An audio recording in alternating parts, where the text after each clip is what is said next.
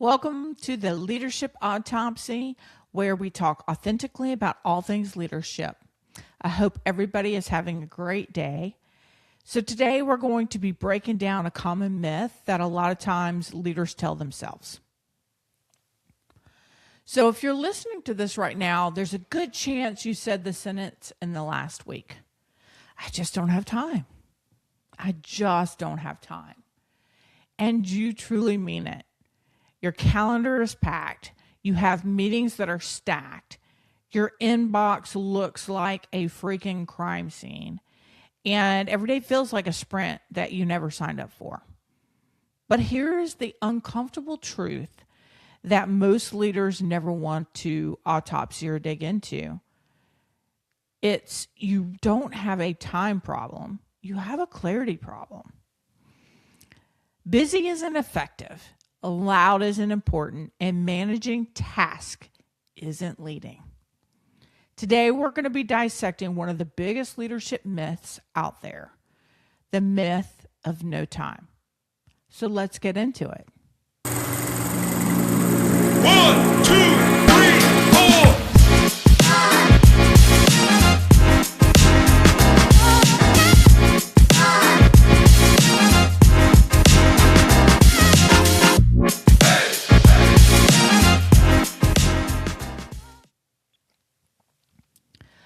So when I was a senior operations leader at a mid-sized organization, I had 350-ish indirect reports, 7 operation plant managers, meaning that they had their own operating units, and a mountain of metrics that we were tracking day to day to say, are we improving or not improving? So my days were chaos. Back-to-back meetings, constant firefighting, endless emails, corporate requests that were coming in, no time to think as a leader strategically. Everything was being very tactical. I had very little time at that point that I was spending with the team. And we were all working super, super hard, but we weren't improving. We were grinding, but not moving the needle in the business and towards the goals that we had set for our teams. And so after another frustrating week, I decided, okay, let me step back, block out time. Let me step back as a leader and look at my leadership standard work. Where was I spending my time? Because once you're sometimes in the fire, it's hard to reflect on what am I missing. So I had to take the time, step back, look at my leadership work and really break down what did my last week or two look like. That's the lean tool that forces you to look at how are you actually spending your time. What I saw, I wasn't out of time. I was out of alignment. My calendar was full of meetings that really didn't matter, conversations that I was having with people that weren't really intention focused, emails that I was filtering through that I truly didn't need to be on, and tasks that made me feel productive, but it wasn't really moving the business.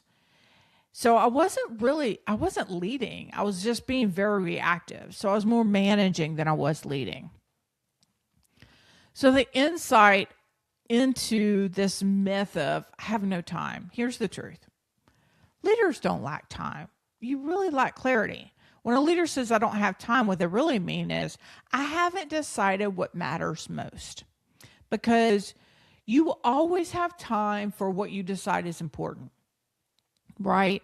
You often choose, or at least in my case, I was choosing what was fast because it made me feel good. You know, I like things to be able to say, this was my activity that I planned, check, check, check, and I had a check mark and I could mark it off that I got it done. But was it really meaningful? Businesses give a lot of false sense of accomplishment in that respect, where you sit down, you're the leader and I've done all these things, but when you look at the metrics and the metrics aren't moving, it's like, I get that you've done all these things, but what have you done to really change the metrics? And it's oftentimes that noise feels urgent, right? As leaders, I mean, we want to go out, and anytime we hear this noise, I want to go out, I want to solve problems, I want to help my team. But rarely does that really move the business, just the noise part of it. My problem was, where am I prioritizing the time to make sure that the noise wasn't just distracting me from, yes, we have a problem in this area, but do I really need to be focused on that? There's somebody else focused on that. They can handle that. So that I was being very intentional with where I was spending my time. So the framework that I came up with was this triage. I think it's important for you as a leader to know what the biggest obstacles are. Are you really solving big problems? Or are you really just reacting to noise on a day-to-day basis? Sometimes reacting to the noise, to be honest with you, gives us this hero complex that I came in, this was the problem, I came in, I solved that problem, and I call that the hero complex, but it doesn't necessarily mean that that's what's moving your business forward. And so you really need to understand if you really understand those big obstacles and where you're spending your time, or am I just trying to feel like the hero, right? Because at the end of the year, going into, your following year, you set probably 4 or 5 what I call strategic objectives with your team.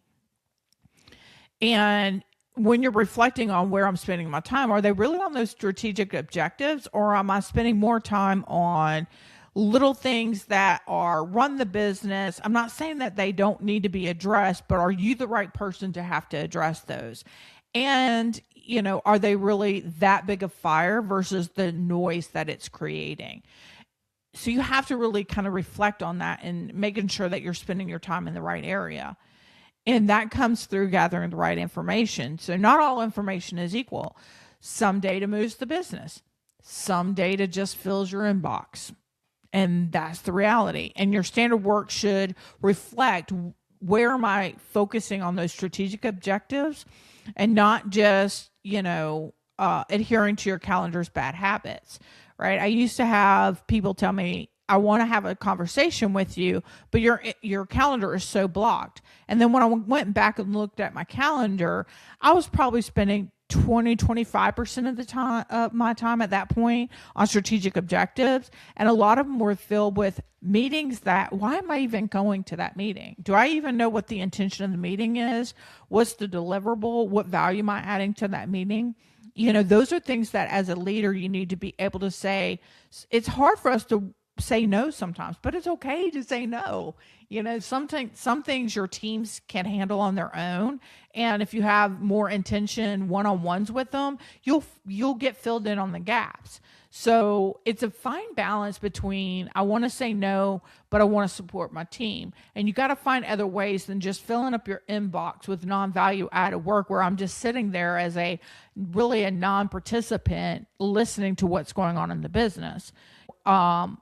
For my whole calendar, you have to be intention. When do I go out and do Gemba and pick up this one-on-one information and dialogue from my team? You have to be much more intention focused. And when you can figure out that on your calendar, frees up a lot of space that really allows you to collect the information in a much more efficient, productive way. And that's where I come into the third point, which is, spending your time with your people closest to the work. So if I'm not in meetings all the time, I can actually go to where the work's being done and talk with the people to give me the insight that I need, and ask them, what are they seeing? What's getting in your way? What is the data actually telling me? I'm a very data focused person. I don't like listening to people that make assumptions. Oh, well, this is happening because of this. Well, show me the data. I always say that. Come to me with data. I love data.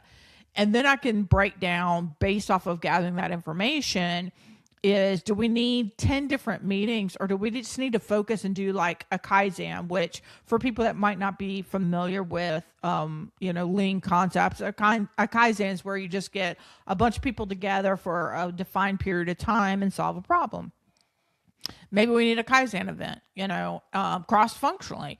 Maybe it's just a small team of 2 or 3 people that, hey, this is a big issue. You guys, this is a critical obstacle for the business. You 2, 3 people, let me carve out your time. How can I help you carve out your time to go focus on this and focus on that fix? That's where the true leadership happens, right? It's not just sitting on meetings and just going like a robot through these motions. It's really being intentional about, where do I have a small team fixing a problem? Maybe I need a Kaizen event that's a little bit more involved where I have to pull in more cross-functional resources a lot of times to solve this problem, to help us strategically hit these targets. And versus being bogged down in these non-value added meetings and emails, etc. So the application and what I did that helped to change this, especially as you get higher in an organization, this is super important, is because you're going to have to say no at some point. In my experience, when I was growing up in being an engineer in the plant and moving through an organization, your most hectic times, a lot of times in any function, whether you're in manufacturing or finance or sales, it's in the morning. Your most productive, chaotic times are in the morning. And so if you have a lot of standard works like your one-on-ones, or let's get the team together for a meeting in the morning that's not necessarily focused on the daily task, but, we want to talk about, XYZ issue. But you're doing that in the morning, very distracting from the tempo in your organization. So you're trying to define what the tempo is so that I can schedule my non-standard meetings at a point where, okay, we've gotten through this point of your normal cadence, and now I can have time where we can separate from that normal cadence and we can really talk about the real problems and what's our next steps on those. And again, I also changed my one-on-ones and the way I was approaching my one-on-ones. I changed the questioning from, can you just give me a status on these project goals? Because I always felt like I didn't want to have people set their performance goals and say 6 months later we're going to review goals, and at the end of the year, how did you do on your goals? I always felt like I needed more checkpoints with them. And then I started changing my mindset. If I'm more intention focused when I do my Gemba walks and the types of meetings that I'm accepting, I'll kind of know what we're doing on, those goals, and I can help direct them so that when we go to mid-years, it's not a surprise on how we're doing and so forth. So I changed my one-on-one discussions. Instead of just giving me status update, talking about, what's your biggest obstacle like you dealt with this week? And what did the data tell you? So then it's not like, how can I help you? Because that's very open-ended. And when I was asking that for a period of time, people were like, no, I'm good. I have these problems, but I'm good. I don't need help. So instead of asking them what I can help you with, I would ask questions that helped me understand what the issues that they were dealing with. So I knew how to interject and, be more direct on, okay, if this is going on, I could then kind of coach them through that. The other thing I did was I held semi-annual strategy sessions with my teams. And this is when, especially when I was leading leaders, where we had set strategic goals at the beginning of the year and we were kind of at mid-year point. And that was our time to reset as a organization, not because the reality is the world changes on a day-to-day basis. I'm like, you get things like COVID, or you get wars, or you get other things that can interrupt what originally you set and didn't anticipate for your annual goals. And so we would have our semi-annual strategy sessions where we review what were the goals that we set in November, December of the previous year, and does that make sense? Or is that still the things that we want to be working on? Or do we need to reset those? Because I'm an advocate of, you have to be fluid sometimes when setting goals, because you don't sometimes know what's going to happen or what could change the business. And you need to be flexible, because I don't want to hold an employee accountable for something that they had no control over. I want to make sure that I have that open dialogue, so when the business changes, we can reset priorities potentially if they need to change, and reset goals. And so that's what those semi-annual strategy sessions were about, was making sure that, what we were aligned, and if we need to reset, we would reset during that time. And the impact when I started doing this, change in mindset, that it wasn't about a time issue. It's about how I was spending the time and being more intentionally focused. I mean, the shift was real. I became much more proactive instead of reactive. I really was able to understand problems much faster. My leaders were much more open. It was able to open a conduit of conversation that to be honest with you, I had not anticipated on the front end, and ultimately the results started following from that. And I thought I learned something that I wish I had learned much earlier in my career. Again, this was, in the later stage, when I was at 20 plus years in my career, but that it's not that time is the barrier, it's clarity is. And where have I prioritized, and really understanding that balance between supporting my team and helping to say, okay, guys, that's just kind of noise. And I've got to coach you on how to manage that noise versus these are the business movers. So your reflection moment for today is ask yourself, am I spending time on what matters or what is loud?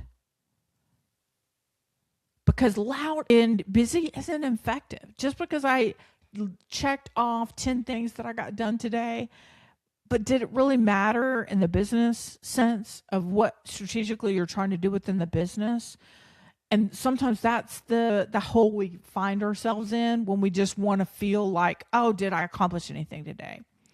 So in remembering that managing tasks isn't leading, it's the reflection and prioritization. That's the leading piece. So what can you do today?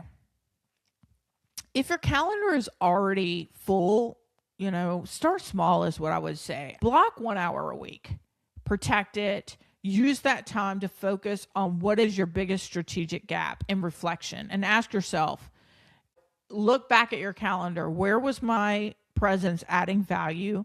And where was I just being invited to be present? I didn't need to be in that meeting, so that you can learn where you want to put your threshold on, no, I don't need to be in this meeting, or, this is a meeting that I need to prioritize, or look, we're not even talking about this, and this is a strategic issue, and I don't see any meetings on my calendar talking about this, because that happens too. Because time doesn't just appear. You create it by moving what doesn't matter. The same thing with emails. You don't need to be copied on every single email. If your team is copying you on every single email, you need to ask, why are they copying you on all those emails? Because are they feeling like they're not empowered to do things on their own? Are they doing a, CYA type of activity by copying you on the email? I would do this when I would get copied on certain emails and they would add me on and I didn't know why. I would start responding back to my team. What information do you need from me on this? And do you need me to take action?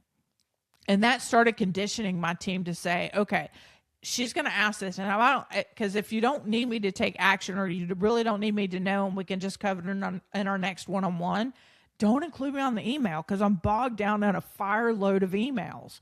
Leaders shouldn't be getting hundreds and hundreds of emails every day. Again, that's not what's moving those strategic objectives in the business. Those 3 to 5 objectives that you've defined for the business that you need to move that year.